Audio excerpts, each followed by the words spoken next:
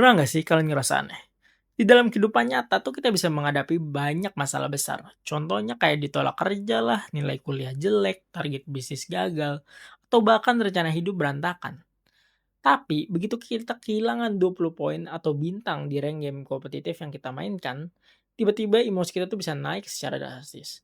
Moodnya rusak lah, mulai mempertanyakan tim, mempertanyakan matchmaking, bahkan kadang sampai mempertanyakan arti hidup gara-gara kalah di dalam game. Padahal ya, kalau dipikir secara logika, rank hanyalah angka digital. Rank tidak menentukan siapa diri kita, tidak menentukan masa depan kita, dan jelas tidak menentukan nilai kita sebagai manusia. Tapi anehnya, kekalahan dalam game kompetitif bisa terasa sangat personal. Yang jadi pertanyaan kan, kenapa ya kita kalah di dalam game tuh bisa buat kita marah gitu?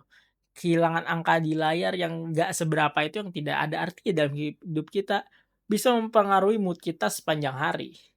Dan ketika kalah pun mereka tuh tetap bilang satu game lagi, padahal mah mereka udah kalah berkali-kali.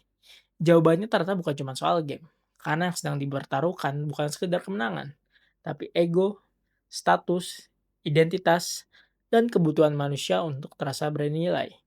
Bersama Gunung Murtaci yang sudah pernah menghuni Immortal, yaitu sebuah pencapaian tertinggi dalam sejarah peradaban manusia. Well, at least itu menurut pribadi gue sendiri dan banyak orang ya, terutama di kolom TikTok. Well, mari kita bahas.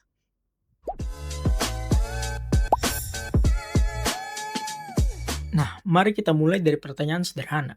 Kenapa tuh rank terasa penting? Kalau kita jujur, rank kan hanya angka. Tapi otak manusia tidak bekerja berdasarkan fakta. Tapi otak manusia juga bekerja berdasarkan makna. Sejak ribuan tahun lalu, manusia hidup dalam sekelompok. Dan dalam kelompok itu, status sosial punya peran besar. Semakin tinggi status seseorang, semakin besar juga pengaruhnya. Semakin besar pengaruhnya, semakin besar pula penghargaan yang ia dapatkan. Dulu status ditentukan dari kekuatan, kemampuan berburu, atau posisi dalam kelompok. Nah, hari ini bentuknya tuh berubah. Di dunia game kompetitif, leaderboard menjadi hierarki sosial modern, badge menjadi simbol prestis, dan rank menjadi tanda posisi kita dalam komunitas. Ketika rank naik, kita tuh merasa diakui. Ketika rank turun, kita merasa kehilangan sesuatu. Yang jadi permasalahan kan, secara perlahan kita mulai menghubungkan rank dengan identitas diri. Kita tidak lagi berkata, ah akun gue udah mythic. Tapi kita tuh mulai berkata, gue mythic, gue glory, gue udah immortal cuy. Seolah-olah rank kita tuh bukan lagi status akun, tapi bagian dari siapa diri kita. Dan ngomong-ngomong soal immortal, gue udah pernah mencapai immortal ya. Sebuah level yang menurut penelitian independen yang dilakukan oleh gue sendiri, merupakan puncak evolusi manusia. Respect. Sekarang gini, bayangkan dua situasi. Hari ini kalian menang dan mendapatkan 20 poin. Besok kalian kalah dan kehilangan 20 poin. Secara matematika, mungkin nilainya sama. Tapi secara emosional, itu tuh jauh berbeda. Menang 20 poin terasa menyenangkan. Tapi kalah 20 poin terasa menyakitkan. Dalam psikologi ada fenomena yang disebut dengan loss aversion. Artinya, manusia cenderung lebih merasa sakit ketika kehilangan sesuatu dibandingkan merasa senang ketika mendapatkan sesuatu dengan nilai yang sama. Itulah kenapa kehilangan 20 poin rank bisa terasa seperti tragedi nasional, sementara mendapatkan 20 poin kadang hanya terasa seperti hal biasa. Dari sinilah muncul kalimat yang paling berbahaya dalam sejarah game kompetitif, yaitu satu game lagi. Awalnya mungkin cuma satu game, terus kalah. Kemudian kita berkata, oke, satu game lagi. Kalah lagi. Lalu kita mulai berpikir, gak mungkin lah kalah terus. Nah tanpa sadar, jam sudah menunjukkan pukul 3 pagi. Mata lelah, tangan mulai dingin, tapi hati masih berkata, lah kalau menang game ini gue tidur. Fenomena ini disebut dengan sebutan sunk cost fallacy. Semakin banyak waktu, tenaga, dan emosi yang sudah kita investasikan, semakin sulit kita berhenti. Karena otak tidak mau menerima bahwa semua usaha itu berakhir dengan kekalahan. Untungnya, gue pribadi tidak seperti itu ya. Karena gue adalah individu yang sangat rasional dan dewasa. Dan memiliki pengendalian diri luar biasa. Kalau founder Unia ya udahlah kita lanjut aja. Banyak orang mengira dopamin adalah hormon kebahagiaan. Padahal dopamin lebih dekat dengan harapan, ekspektasi, dan antisipasi terhadap sesuatu yang mungkin terjadi.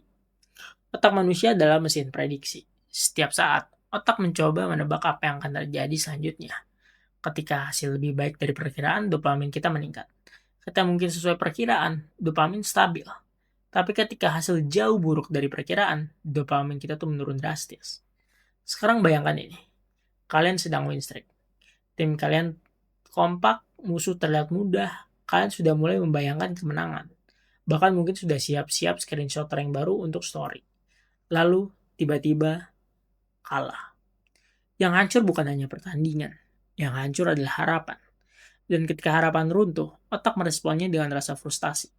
Kadang kita tidak marah karena lelah, kita marah karena kenyataan tidak berjalan sesuai skenario yang sudah kita tulis dalam kepala kita. Semakin tinggi ekspektasi kita, semakin keras benturan emosinya ketika hasilnya tidak sesuai. Dalam dunia game kompetitif, ada satu istilah yang sangat terkenal, yaitu tilt. Tilt adalah kondisi ketika emosi mengambil alih logika. Saat tilt, kita tidak lagi bermain untuk menang. Kita bermain untuk melampiaskan frustasi dan memuaskan ego kita. Keputusan mulai kacau, fokus kita menurun, komunikasi memburuk, dan ego mulai mengambil alih. Ego tidak suka merasa gagal. Ego tidak suka disalahkan. Ego juga tidak suka mengakui bahwa kita mungkin melakukan kesalahan. Maka ego mencari perlindungan lain. Caranya, yaitu dengan menyalahkan hal lain. Seperti teammate, matchmaking, jaringan internet, server, hero musuh, cuaca, posisi bulan, apapun itu. Selama bukan diri sendiri. Walaupun memang, terkadang teammate kita benar-benar membuat kita mempertanyakan teori evolusi. Tapi tidak setiap saat.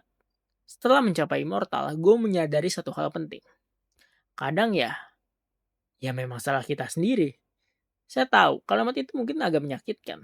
Tapi selama semua kesalahan selalu kita anggap berasal dari orang lain, perkembangan tidak akan pernah terjadi. Karena proses belajar baru dimulai ketika kita berani berkata, oke, yang ini salah gua. Ada alasan kenapa banyak orang tetap bermain meskipun sering marah. Karena game modern dirancang dengan pemahaman yang sangat baik tentang psikologi manusia. Yaitu dengan leaderboard, rank, reward, achievement, season reset, daily mission, battle pass. Semua dirancang agar pemain tetap merasa punya tujuan.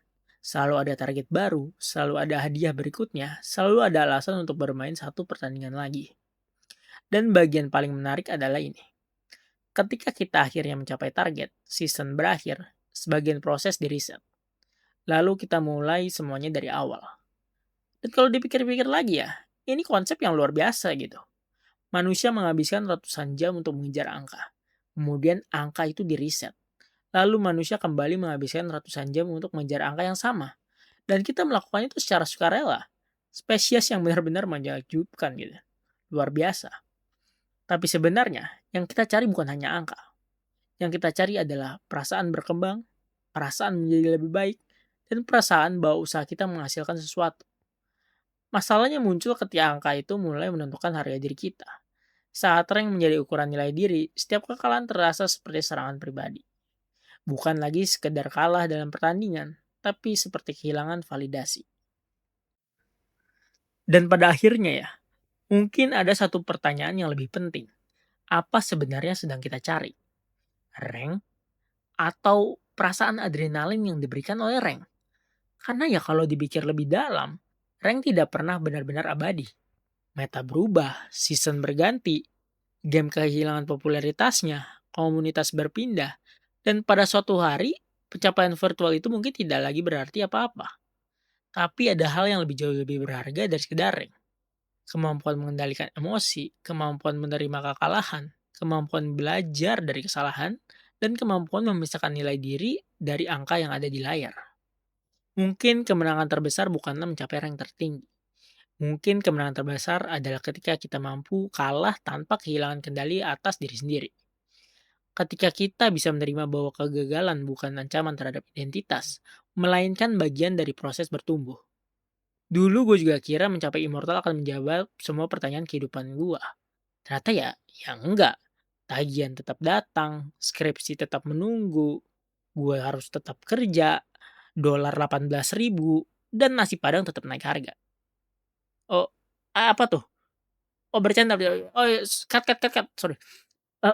Well, pada akhirnya gue menyadari satu hal. Rank hanyalah angka. Memang angka yang keren, sangat keren. Terutama kalau immortal. Tapi tetap saja angka. Yang lebih penting adalah manusia di balik angka tersebut. Jadi, kenapa game kompetitif terasa begitu emosional? Karena yang sedang dipertaruhkan tuh bukan hanya kemenangan, tapi ego, status, harga diri, dan kebutuhan manusia untuk merasa bernilai. Namun, ketika kita mulai memahami cara kerja psikologi ini, kita juga mulai sadar bahwa musuh terbesar kita seringkali bukan lawan di seberang layar. Bukan matchmaking, bukan server, bukan teammate yang dark system. Well anyway, melainkan bagian dari diri kita sendiri yang takut gagal. Dan mungkin ketika kita berhasil mengalahkan bagian itu, kita sudah memenangkan sesuatu yang jauh lebih besar daripada sekedar rank. Bersama Gua no Murtaci, sang penghuni immortal, puncak evolusi manusia dan segala penghargaan di dunia ini. Menurut gua dan komen TikTok dan IG ya. Dan ya kalau setelah video ini kalian merasa masih tilt, setidaknya sekarang kalian tahu alasannya. Sampai jumpa di dunia semesta.